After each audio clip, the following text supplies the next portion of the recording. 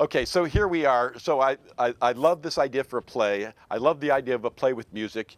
Yeah. And I like the idea of something that now here, if you stay in a small community for a while, if you join us for a while,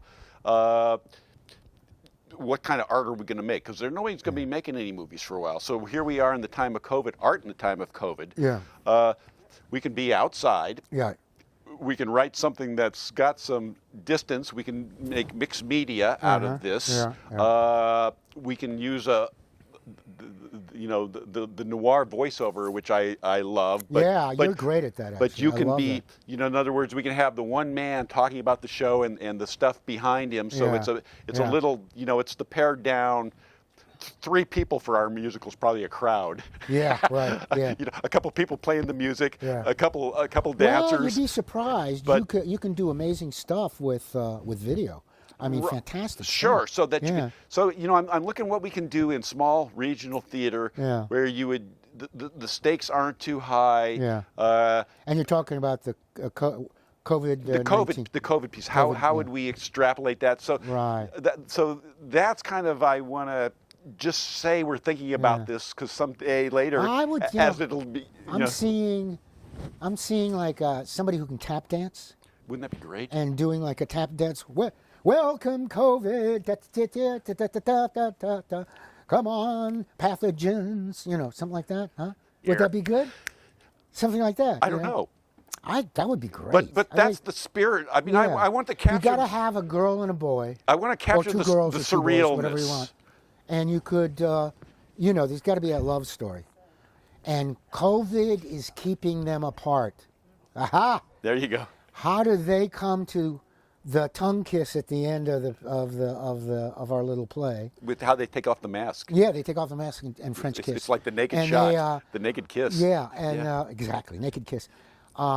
Naked viral kiss. And the wig COVID. falls off like the naked kiss. Yeah. The wig falls off like the front. Yeah, of the but opening COVID scene. is not the villain. COVID is like kind of. It's the background. COVID's the background. Yeah, right. I see more showbiz. Yeah.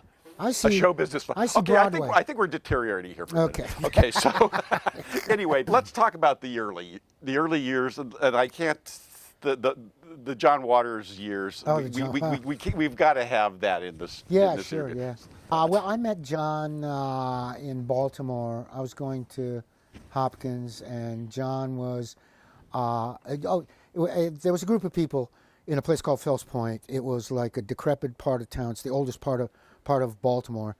Now, of course, it's all prettied up and everything. But it was just a disaster zone. It was like crumbling piers and factories. We used to take acid and wander through factories and go like, wow, look at that pool. And we later found out it was chromium. You know what I mean? So that was our, quote, hippie LSD years. And John was in another part of town and just started, had met Glenn Milstead, and they started making these black and white kind of movies, and he was putting them on in church basements. So we'd see stuff on telephone poles, eat my makeup, or eat your makeup, or, a hag in a black leather jacket, 2 showings at St. Anthony's basement, And so we knew who he was, and then the 2 groups from Fells Point, the Hopkins guys and a group of artists from Maryland Institute of Art, were living in a communal situation down there. And rent was, I had an entire house, a 4-story building on the docks that we paid $150 for, the entire building. So it was great. I mean, it was just, we were having fun. And then John came down, we met John. John saw all the artists there and all of us people from Hopkins, and he kind of brought everybody together to shoot a movie called Multiple Maniacs. And it took off from there, and I got to know him. I was an extra in a couple of movies. Then he shot a movie. I bought a farm north of Baltimore, so he shot a movie there called Desperate Living, and I had a role in that. And then he was doing a movie called Polyester, and I was a producer on that. I rounded up the money from drug dealers, stacks of $20 bills in like shopping bags. And that movie's still paying me. It's amazing.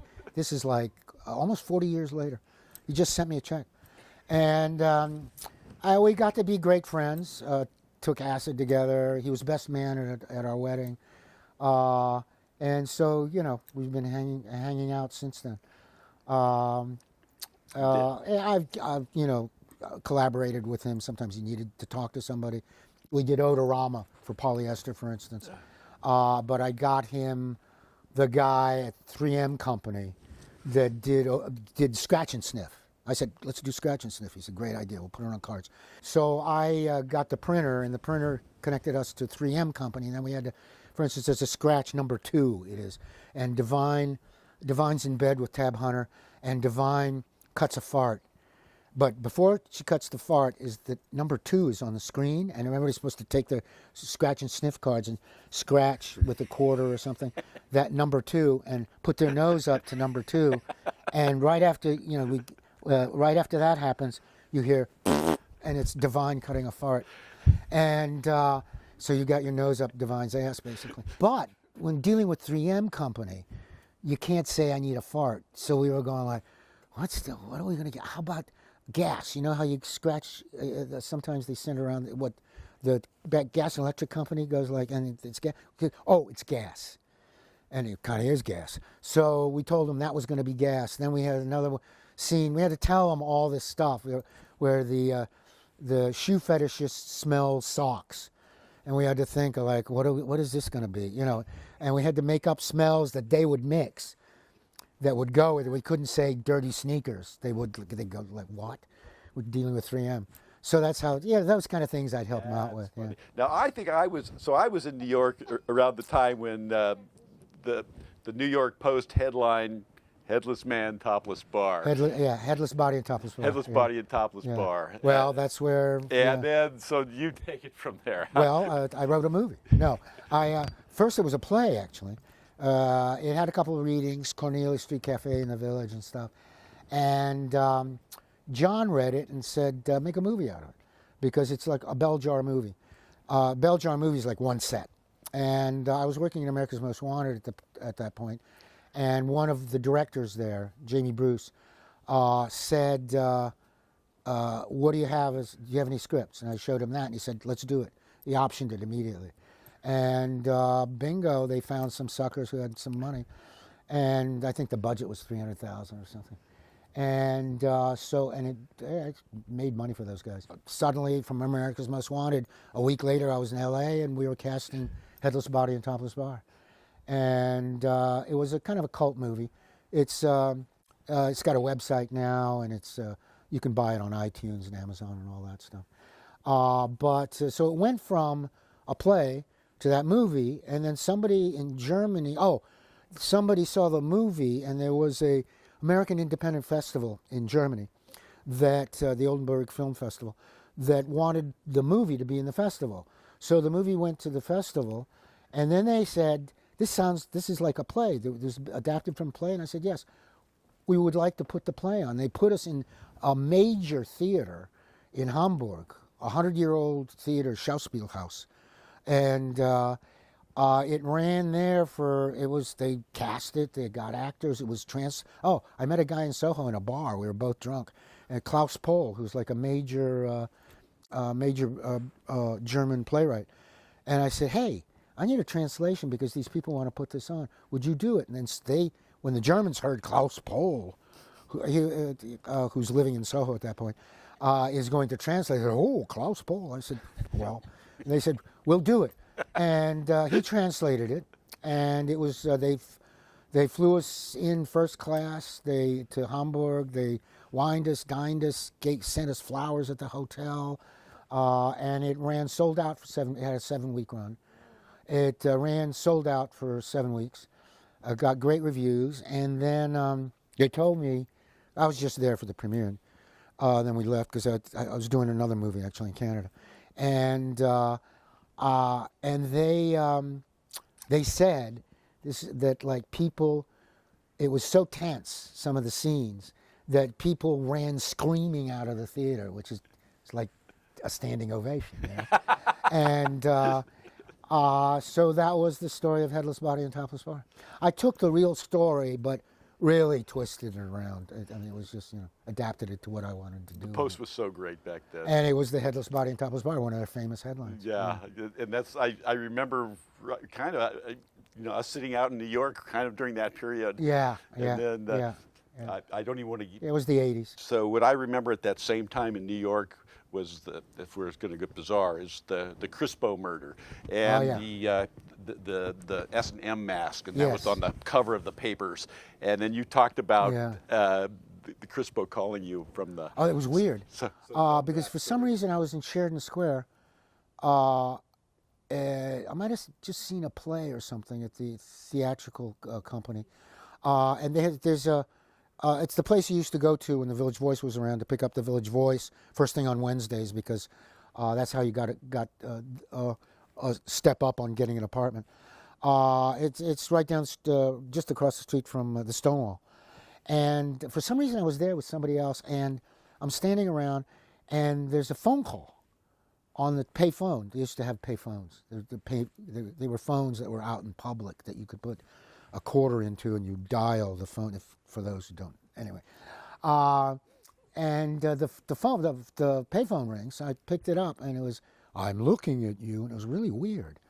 And we were probably drunk or something. And I said, "The hell?" And I just hung up. A year or two later, this Crispo murders started happening, where he had an apartment overlooking the payphone in Sheridan Square, and he would try to pick up guys. And if he saw somebody he was interested in that was around the telephone, he knew the number, and he would dial the number, and then he would start a conversation, and he'd say, "Why don't you come up to my apartment? I'm just around the corner. Let's have a drink," or whatever. And whatever his pickup line was, and he'd hang up. And so the guy would go up to his apartment and be murdered. So we were going to get high tone. We were going to talk about dialogue writing and the art of conversation. Yes. I wouldn't even know where to start. So Joe wanted to know about Divine. Oh, okay. Well, Divine was, first of all, Divine was a really, really sweet person, a complete opposite of what she plays in most of John's movies. She was more like the housewife in Polyester. He was a really sweet guy. He never really, people kept saying, "Oh, he's a drag queen." Oh, no, he wanted to be thought of as an actor. And in fact, he was in a movie with Chris Christopherson, who's a Hal Ashby movie or something, I think, and played a villain like Sidney Greenstreet, white suit. Without the wig. Yeah, no, bald. Bald. Yeah, bald. Because he was bald. Yeah. Or pretty much close to bald. Diamond earring. That was a good part. He had just been hired to be as a recurring guest star. This was his first major break on the Fox series Married with Children. And so this was going to be major. And he flew out to L.A., and everybody loved him on the set. They did rehearsals. He went back to the motel or hotel where he was staying.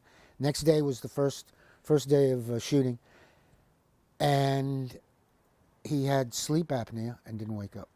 Wow. So it's really kind of But Glenn was he was created by a friend of ours, Van Smith, who was the head makeup guy for John and the head costume guy. And Van's inspiration was Clarabelle the Clown for that whole Divine look, shaved head back and so on. But a really sweet guy, heavy marijuana user, and just a sweet person, different than his stage or film persona. So let's talk about dialogue, because that's what you are, the dialogue guy. Yeah, well, I can write dialogue. I'm sure there are people better than me, but that's one of your your trademarks is Yeah. snappy, sharp. Yeah. And Yeah. who did you look to? Who were your Oh, the who was your 30s. pantheon? You know, the 30s writers that were great. It's just that, and also just listening to people. For instance, in Social Aid and Pleasure Club, I had to put myself. It's a very special kind of way of talking, particularly black people in Louisiana, much less white people, and also Scots. For instance, I'll give you an example. The Brits will never say, "I love you, darling." They'll say, "I'm fond of you." You will never hear any Brit say, "I love you." It's always, "I'm fond of you." It's that kind of thing. For instance, there's a scene where they spill the cremains of her husband on the floor because they've been fighting, and the cremains are all over the floor, and they say, oh my God, what are we going to do?" And she says, "Get the Hoover." Well, the Hoover is what the Brits call a vacuum cleaner because it's named after the Hoover. To this day, they still call it a Hoover. So that kind of stuff you got to be aware of. Much less the way, there are 3 older black guys that are in this, and they have that. I had to really get back to New Orleans, where I've spent a lot of time, and just imagine how those people talk. And the rhythm's much slower. And the words, you have to kind of like almost listen to some blues items, or you have to turn on a radio station from New Orleans and hear how they're talking and what words they're using. It's more observational, I guess. You're observational, yeah. Exactly. Well, and also you need to put yourself out there. You need to get into all kinds of crazy situations. Yeah. I've been with drug dealers. I've been with, the movie directors. I've been with, in riots. I've been arrested. I've been, I've been in a lot of crazy different situations. So, so put yourself in different situations. Yeah. Get out there, do stuff. Yeah.